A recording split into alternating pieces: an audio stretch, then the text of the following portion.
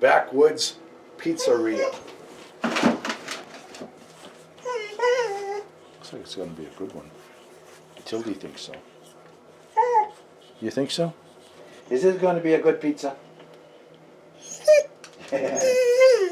What we got for oven temp over there? Perfect. Perfect. We got perfect.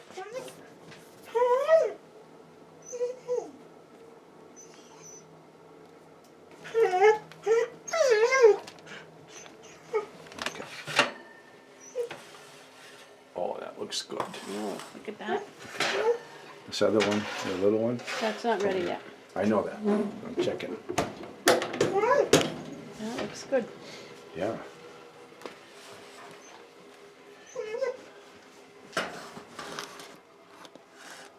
Oh yeah. That looks awesome. Kitchen Queen does it again. Oh, look at that. That looks good. Doesn't it?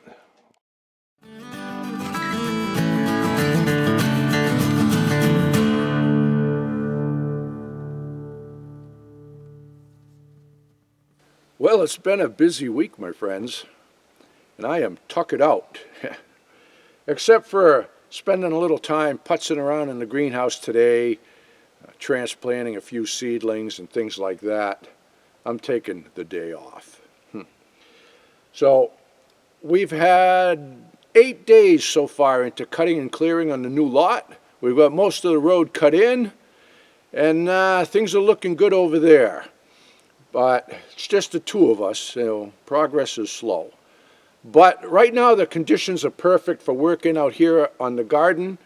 Even though we're going to build a new homestead, we're not going to be moving in anytime soon. So we got to continue on with our plans here as well. And we're expanding the garden a bit. And it's been a pretty dry spring. The conditions are perfect. So we're working in the dirt right now. And I'll show you what we got going on. And so this is what we got done yesterday there. Got a nice border around the asparagus bed. And it comes out here, loops around like this. And we just got to put about 2 buckets worth of dirt up there and we'll be done. So that adds a lot of nice space to the garden. So I'm going to leave a spot so I can drive down through here, right into there. And then here behind me, I'm grubbing out all of that brush and the saplings, pulling that out. Just going back to where the old stone wall is there.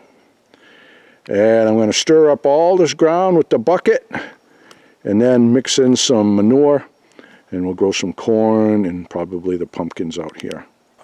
Picture the corn growing behind the tractor there, some pumpkins in the front, and zucchinis and stuff.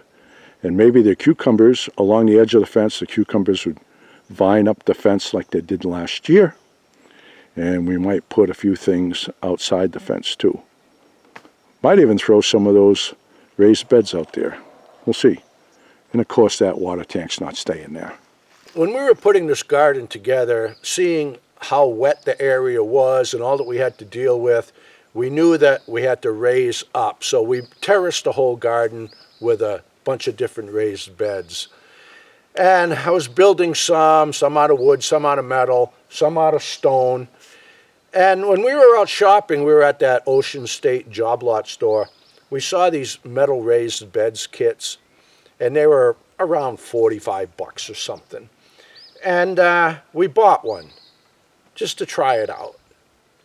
I was impressed with how well it went together. All the holes lined up, it had all the nuts and bolts, and it went together great. So we bought one, filled it up, and I go, I kind of like these. So we went and bought a few more, and we ended up buying 10 because we liked them, and they worked out good, really good. These are the ones here. If I can find them online, I will put a link in the description below. They were so easy to set up, and you saw the garden. We had a really productive garden last year. And what I like is, like down there, we had 5 of them, and I want to change them. I just pull them right out of the ground, and I've got them over here. So these are the ones that we pulled out of the garden. we'll just set them someplace else. Like I said, I'm pretty impressed with them. If I wasn't, I wouldn't have gone back and bought a bunch more. See, last year we used the raised beds because we really thought it was going to be too wet down here. Remember when I was putting in this big rock wall, there was a lot of water in the ground because it comes down the slope and then it would come to this flat area that I made to put in the garden in the building, and it would sit here. But I did put it in a drainage ditch, and it actually worked out good. Anytime the water came down, it would hit the ditch and leave. It worked out good. Water never pooled up in the greenhouse, nothing. It worked out really good. So now we know that we can garden here. We're going to use those metal raised beds someplace else. And I'm going to extend this out here probably to about this point. It'll taper down, and then this tapers down. Any runoff will get caught in the ditch and leave. Yeah.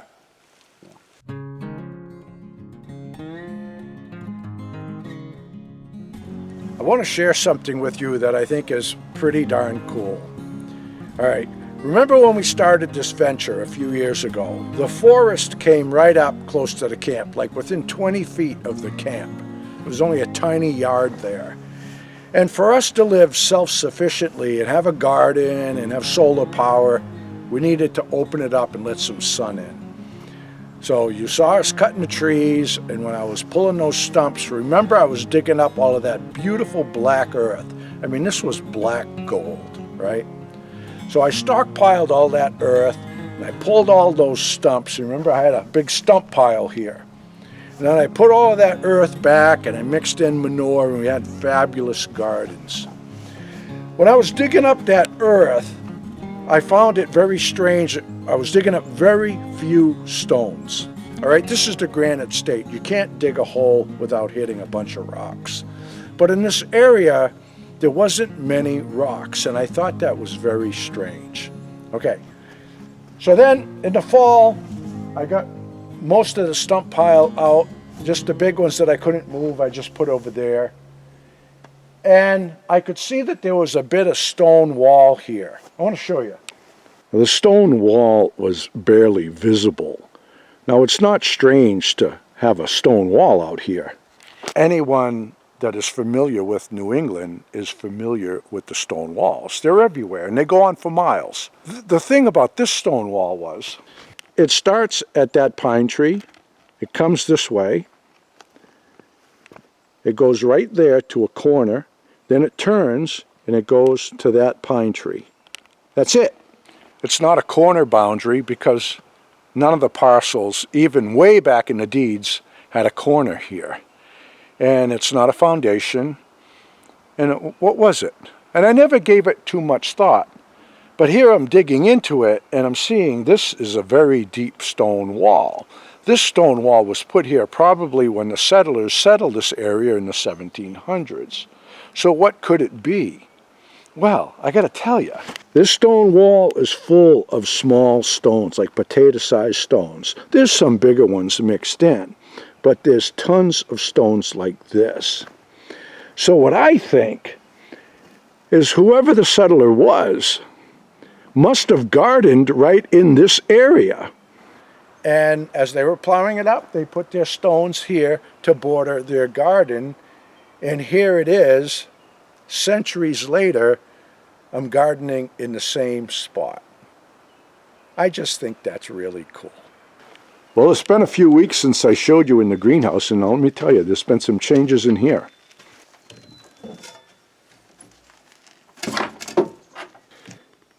Yeah, it's turning into a jungle in here. We gotta make some changes.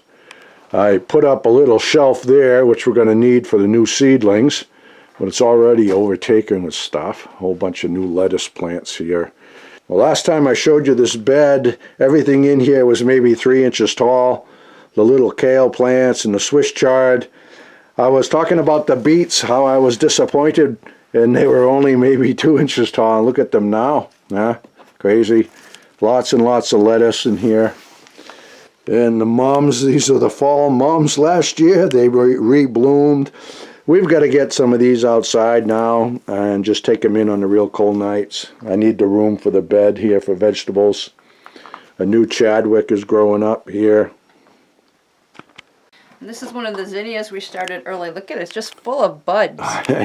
Wow. That was that 1, 2, like 8 buds? No, 10. This is one of the lower growing varieties. This one doesn't get real tall.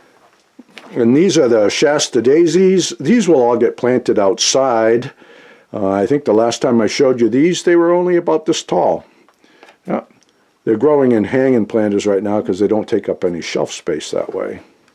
So last year we had a lot of flowers growing in and around the garden. It looked great. It was very pretty out here. So of course we're going to do the same thing at the new cabin. And over at the new cabin site, just on the edge of the yard, there's some giant boulders sticking out of the ground. Perfect spot to grow some flowers right at the base of those. So it was the end of January I started some flowers in here, some different stuff. I've always liked the look of lupine, never tried to grow it. You get several pots of lupine. That'll look good right at the edge of that rock. We've got some foxglove, and we also growing some annuals. These are snapdragons, but like Lori's, the pansies and petunias and the mums and all of that, we brought them in the wintertime, and we had flowers in here blooming all winter long, which was wonderful. This is just gorgeous. It is. A week ago it was even more stunning. It's starting to go down a little bit because it's flowering profusely. It can't do that forever. I know. That one especially, that one had as many blooms as this one. That one's starting to scale back now.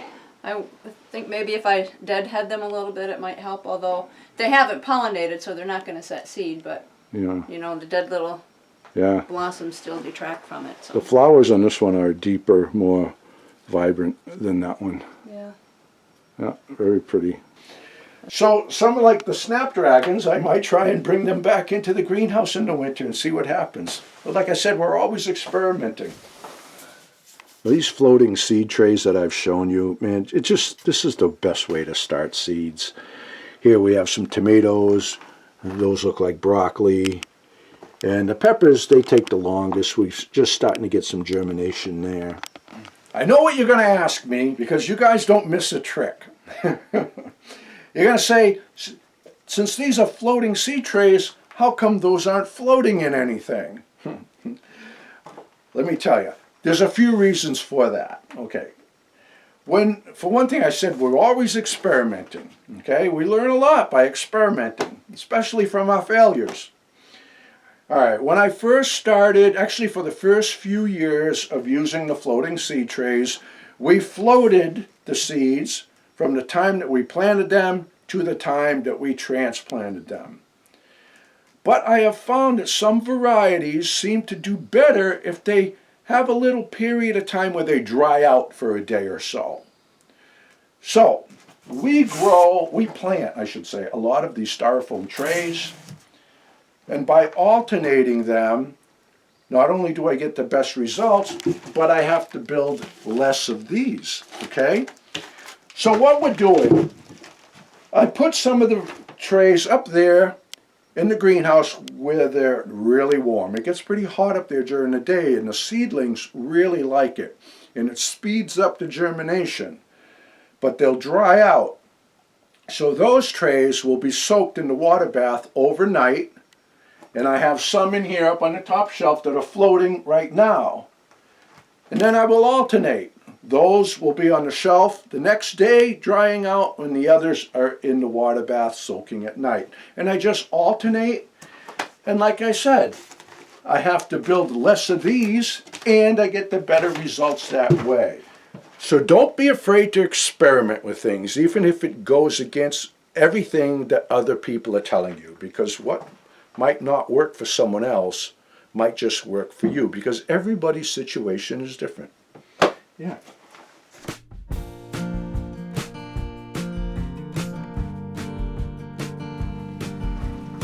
Mama's clipping the monster chard. She's gonna make a recipe.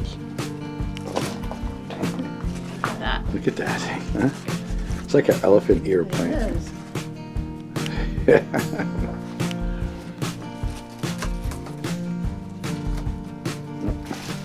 That plant is just growing incredible. Yeah. Oh, look at that. I know. Okay. They are awesome. Yeah, I know there's still some big ones there, but Yep. don't have to cut them all today. All right, so let's get cooking. Get cooking. So for starters, what Tildy's trying to tell you is we have to snip the stalks from the leaves. Tildy's got a lot to say about what he's doing. I have about 1.25 pounds of ground pork, a little chopped onion, a pinch of garlic and marjoram, and a 1/4 cup dry rice. Mix it well. Add in a dollop of our cream of celery soup and a good splash of milk.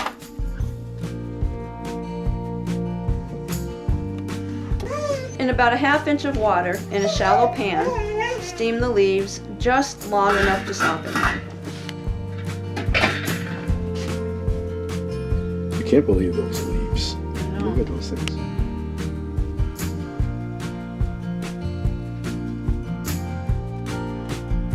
Then take a big handful of the meat mixture, roll them up, and place into a casserole dish.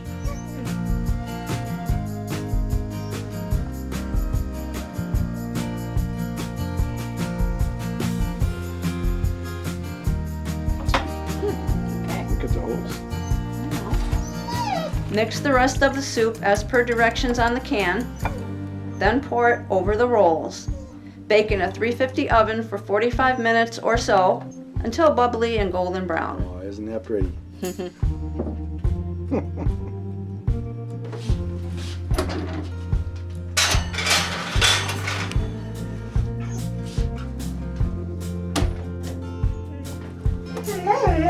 There goes the steam. Oh, that looks really good. Oh, that's it. Look at that. Ah, that looks really good. Oh, Smells good, too. Good, Wow. yeah. I was just saying the same thing. Still bubbling. Oh, It was really good. potato. Look at that. Put 2 on your plate. How's that? Yeah, the stars. Right. Yeah. You want some stuffed Swiss chard rolls?